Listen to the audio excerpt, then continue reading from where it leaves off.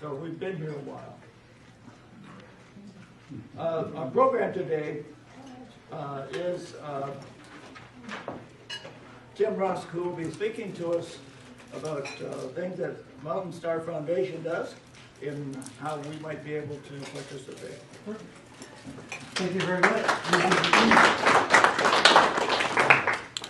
My technology here. I'm glad I'm here this week. I learned next week might not be as many people. So I'm here to talk to you about Mountain Star Family Relief Nursery. There's an annual report that's on some of your tables, those tables. And it's going to take me just a second to make this work the way I expect. There we go. So just to make sure people know, what we do is work with families with young children. So primarily we work with families with children 0 to 3 years old. So it's right at the very beginning of a child's life. It's during a really critical developmental period, and often it's a really tough time for families. Families facing a lot of change in their family dynamic, having to figure out childcare and deal with another individual in their home, whether they had 7 before, or 5, or 2, or 1, or 0. It's always a lot of change. And our concern is that families facing that kind of change have stress that can tip them over into child abuse and neglect. So unlike some other programs, we're not as focused on school readiness and things like that. We really want to work with families kind of right at the brink of when they might enter the child welfare system or the foster care system. So it's very high risk families facing a lot of big issues. I'm sorry these slides are a little small, especially when you're in the back of the room, but maybe this triggers just my comments. Early childhood is incredibly important. This shows a graph of how important that 0 to 3 age is, the first 1,000 days. When brain development goes, when a child's born, it's about 25% developed towards being an adult brain. At the end of 3 years, it's 85%. So that really gives you a scope and scale for the kind of brain development that's happening and the milestones that's happening, especially when it comes to social emotional development and self-regulation. So when you're around young kids, often they'll hand you something. I don't know how many times I walk into a classroom and they hand me a car or a truck or a book or something like that. You hand it back, and that emotional connection that gets established that kids learn to do is incredibly important to their development. It's like eating their vegetables. It's like meat and potatoes. It's the real deal when it comes to developing self-control, self-regulation, and the ability to have an empathetic, like an emotional relationship with the other people. It is incredibly important. So in terms of, you guys probably know this, so when you look at brain development and how much change happens, and then you look at public spending, those things don't line up. So the public spending and education is incredibly important, but there's a real opportunity, and the light bulb is around the first 3 years, and if there's more public investment, we can really benefit. We get a big return on investment. So the other concern about the first 3 years is that children are incredibly dependent. This chart shows the age of child abuse victims in Oregon, and it's blocked out by age. So you can see on the right-hand side, that's 0 to 5. That's about 45% of all child abuse victims. And it kind of makes sense. Kids are really dependent. They can't leave the room when it's time to leave the room. They can't go get food. They can't do so much. They're really dependent on adults in their life in order to keep them safe. And I read just the other day this idea of a social womb. So, when animals are born, they come out and pretty quickly they can start doing what deers do or animals. But when it comes to humans, they need that next 3 years that's essentially an important part of their development, and they need protection. And when the protection's not there, this is what happens in our state, as kids are subject to abuse and neglect. This chart is a little confusing. I'm a chart guy, so I love data. Basically what this looks at is, this is sort of the environmental axis down here. So you look at just a normal environment, kind of a baseline classroom or home, and then everybody gets stress. Stress is normal, and then sometimes you get extreme stress. So when there's legal involvement, or child welfare gets involved, or people lose their housing, you get into this extreme stress. This is the emotional states, so it goes from calm, alert, alarm, fear, and terror. So that makes sense. But what happens is if you look at a normal response, that's the middle line, kids learn to handle things. Kind of that normal everyday stress is something, you want to elevate and be ready for, but then be able to go back down. And extreme stress, everybody ends up in terror. So if somebody pulls a gun or does something like that, you go to the top of the chart, everybody does. So this bottom line is kids and adults that are resilient, that have the experience and the intellectual development to be able to handle those things, and the top part is vulnerable. So what happens in a classroom for educators is if you have kids that have that vulnerable curve, a teacher comes up to them and does a correction, like get to work, I need you to work on your homework or your paper, stop talking. They rocket really quickly up to extreme emotional state. They're not good learners. They don't handle kind of confrontation very well and peak out really, really quickly. And this is a pattern that gets set up in early childhood. And this is a great piece of work. So relief nurseries are, sorry I'm walking around, you're trying to videotape. Relief nurseries have been around since the 70s. We got started in Eugene, 1970. Featured in this book, goes from the nursery, but looks at just what I was talking about, the connection between violence and early childhood experiences. And basically the idea was, can't we do better? Can we do better for families than just let child welfare be involved? And we created a public-private partnership. We get state funding to do our work, but we also take a lot of private sources and volunteers, and with those two kind of combined efforts, that's the Relief Nursery program. So Mountain Star got started in 2001. There were about 7 relief nurseries. These days, there's about 31 across the state. And then we have a Redmond program kind of on deck.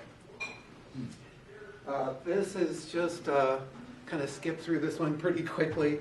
This is looking at the protective factors of families. So what's in place and what can you do to keep families safe and kind of protect the kids. And this is some of the work. So parental resilience, understanding child development, concrete support in times of crisis, social support, and then social emotional development. This chart talks about the Oregon Association of Relief Nurseries. So if you look at all 31 of our programs, we've got some great outcomes. We're really effective at keeping kids out of foster care, out of the child welfare system. And at the same time, when we bring kids into classrooms, it's just 6 hours a week. So they come twice a week, 3 hours each time, and just a little bit of support makes a really big difference. And I often think of it, if you're a family and you're facing tough times, big issues, you have no one to talk to, things can easily get worse and worse and worse. But if you have someone else in your life, some positive support, and you have someone to talk to, that keeps kids safe. Someone to say, oh, I'm stressed about my kid. Domestic violence is a big issue with our families. So I have concerns about my partner and the way I'm treated. If you have somebody to talk to, things usually get better. And I think that's sort of the bottom line of what we do. So if it works, I would love to show you a quick video about our program.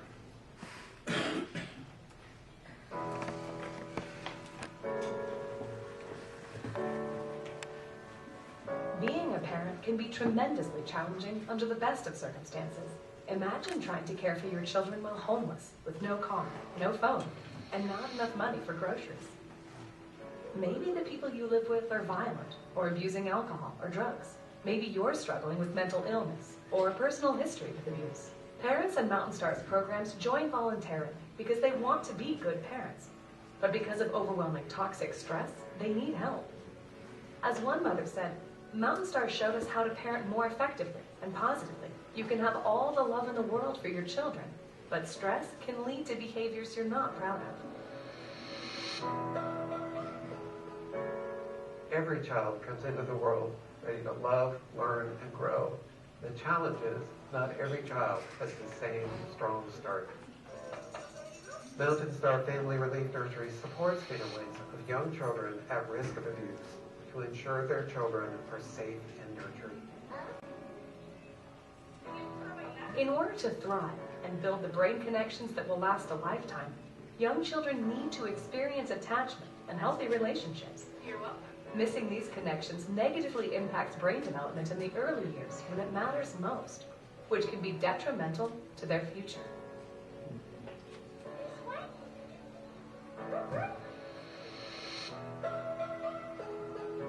How does Mountain Star give children a safe, healthy start to life?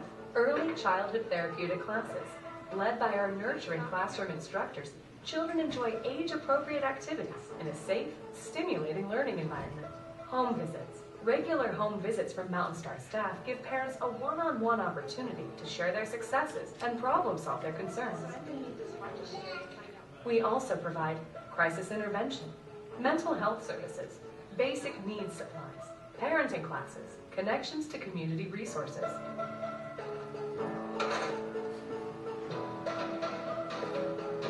Mountain Star serves Bend, Madras, and Prineville, and we've started services in Levine. Since 2001, we've been serving little ones birth to 3. And in 2017, we launched a new preschool program for 4 and 5-year-olds in Bend. Mountain Star is not a live-in facility, nor a shelter or daycare. Our model is proven. Our programs keep 99% of the children in our program safe from confirmed cases of abuse year after year, provided to families free of charge.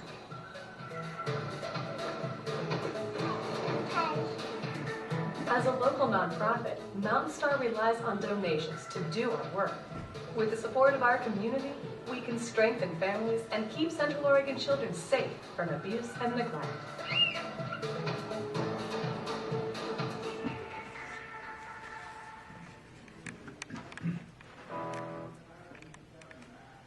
This, I told you I'm a data guy. I love data. This chart can be impossible to read from the back of the room, but basically it looks through the last 15 years and shows the growth of programs. So the blue, I'm trying to remember if it's the blue or the red. Blue is state. Perfect. Thank you so much. That's perfect. So that's the portion of state funding, and then we match it with private sources. So generally about a 2-to-1 match that we're able to do. And then the green portion are other services. So once a relief nursery gets started, say in Salem, they have early Head Start programs. They do a lot of different things besides the relief nursery early childhood services. So it becomes kind of a asset in the community that other programs get focused around. So that just shows the growth over the years. This shows you, again, can't see it from the back, but a map of Oregon, and there's a lot of relief nurseries in the Willamette corridor. Not a ton of us out east of there. There's one in the Dalles, Ontario, Pendleton, and then the programs that Mountain Star does, Bend, Prineville, Madras. We do a little bit of services in Lapine, and then hopefully by summer or shortly after that, we'll be serving, working out of a center here in Redmond.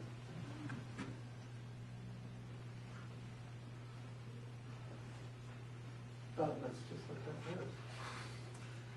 is. there's a detail of our funding, and it's in the annual report. You kind of see how the funding is split out. We're pretty careful. 80% of our expenses are direct service costs.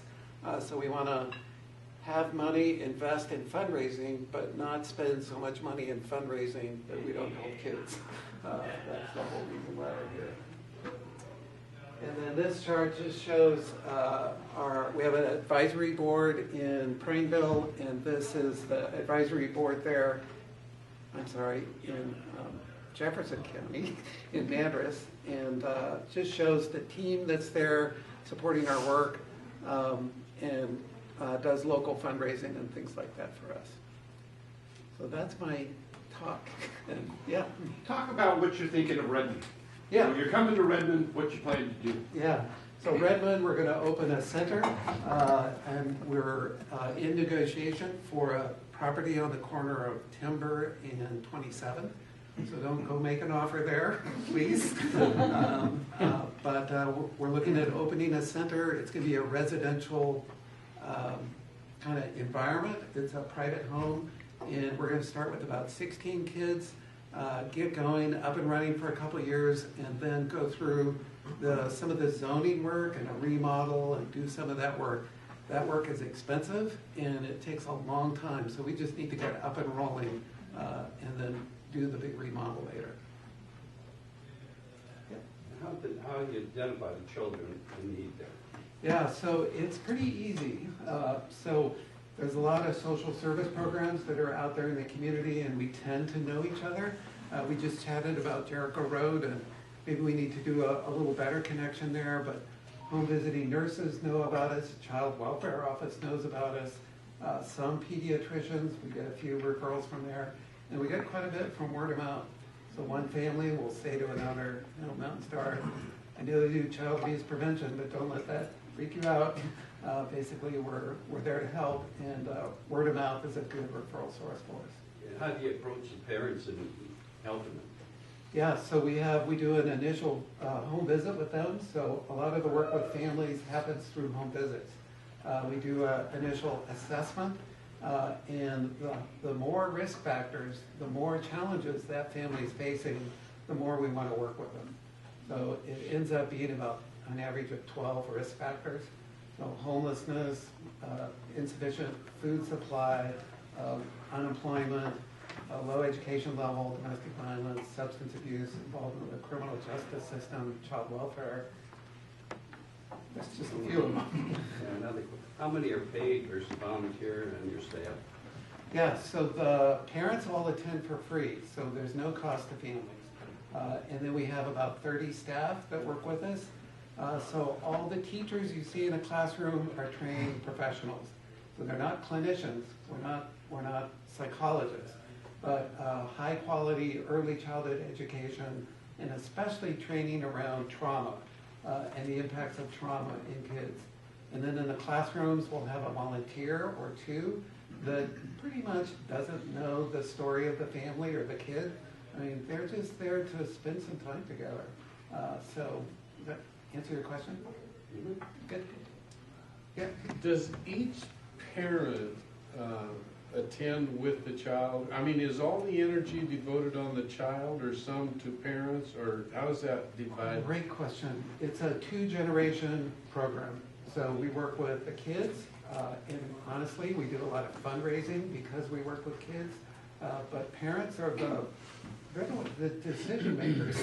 So we do home visits, we work with parents, we set goals, we do a lot of work, and a lot of that happens in home visits. So at the time the kids come, it's pretty much just kids in the classroom, and then through parenting classes and home visits, we work really intensely with the parents. Yeah. Yeah. On average, how long do you work with these families? It's a full spectrum. Occasionally we'll see families kind of in and out of the system, and we have something called outreach services. So if they're just getting to know us, they'll be in the outreach program, they'll get a little bit of help, they'll get food boxes, some home visiting, and then some families exit after that. Other families come in, a child could come in at 6 weeks, or within the first year stay until their children crosses to three-year-old, and then may or may not continue in the preschool program. And we only have the preschool program in Bend. The idea is to have staff working with the same family for that 3-year period, or as long as we can, because attachment, parents need attachment too.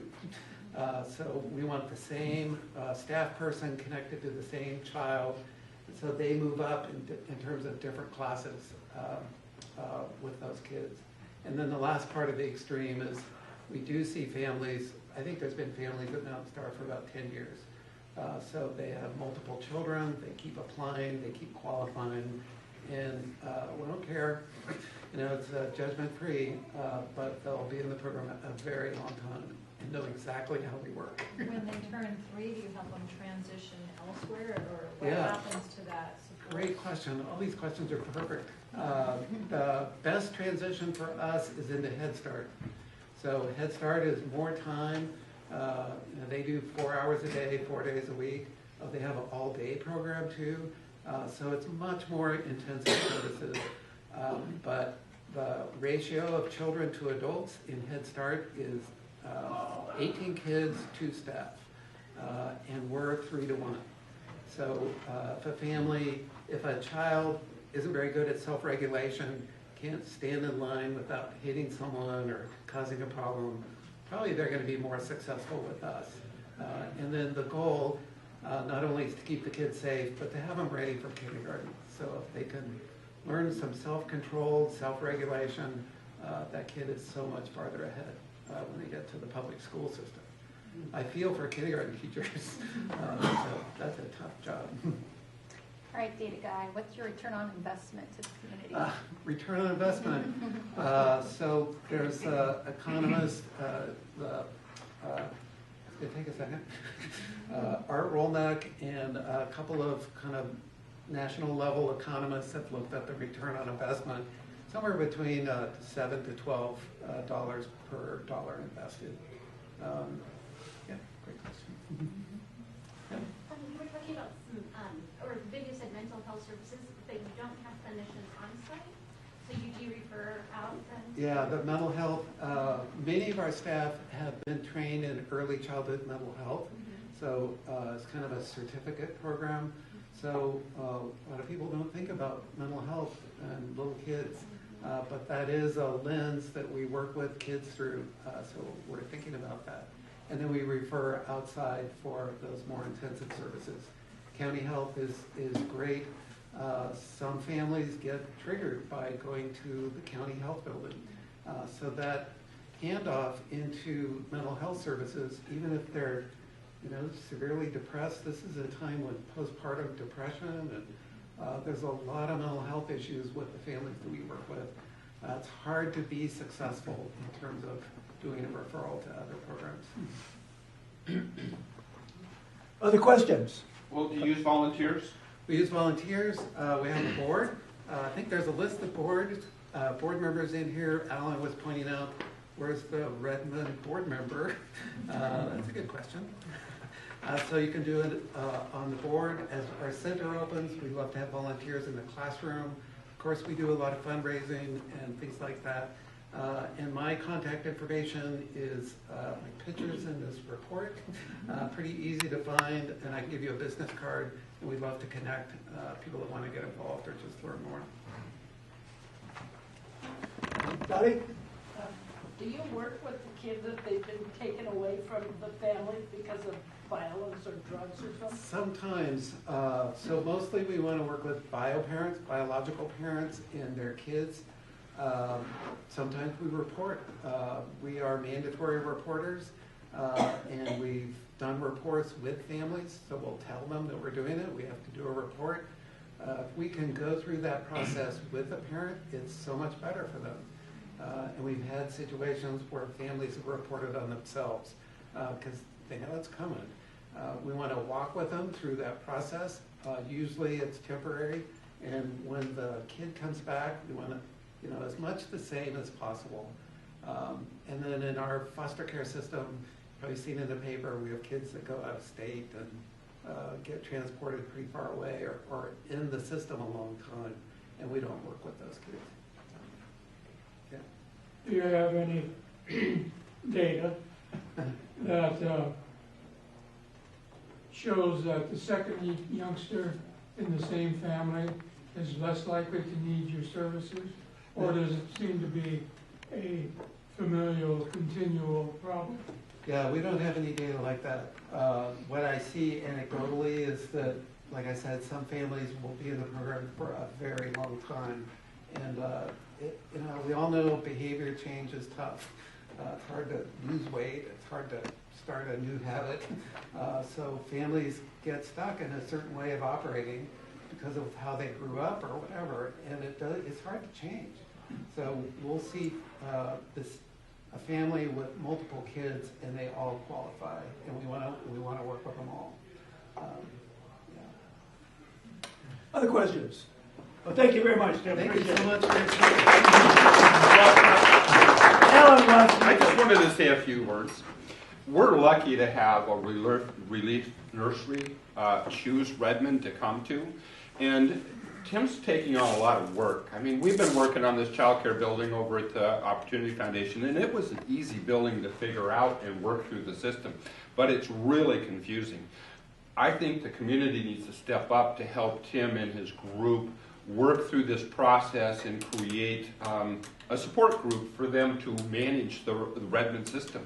I mean, if you look at what they do, we have a lot of child care. We need that expertise that they have to help with some of those children that are in child care who need to have attention that they aren't getting either from the child care groups, whom they don't have a lot of people who have a lot of expertise in this area, or there's a lot of reasons. So I guess what I would propose to the club is we need to look at how we can work with Rotary, Seroptimus, a lot of other groups here in town to create a group to help the Relief Nursery manage and support and how we can grow this and make it successful in Redmond. So I just wanted to say if anybody's interested, let's form a little group. Let's see how we reach out to Rotary and those other groups and try to create that that support group in Redmond so that we can help this really happen. I mean, to me it's important. So come and talk to Tim or me and let's try to figure it out. Thanks so much, Alan. That's perfect. Thank you very much. Appreciate it. Just follow for a second on what Alan was saying about forming a group. There's a number of programs out there that look at how children develop, and one of them is called 44 Assets. And it's a program or a study that says that if a community has certain assets in it, and they came up with 44, the kids who go through that community are more likely to be successful in life than those communities that don't have it. And the 44 assets have things to do with child care, they have to do with the schools, they have to do with things like the children's clubs and churches and the whole works. So our community has been very lucky that we've got a lot of those assets, and we need to continue to build on them, so I appreciate that. Again, if you are interested in holding a position, please let Carl or I know. I think probably by Saturday or Friday we will actually produce a ballot to bring to you next week. And your thought for the day. Did you know that opportunities are never lost? That's because someone will always take the ones you miss. Have a good day.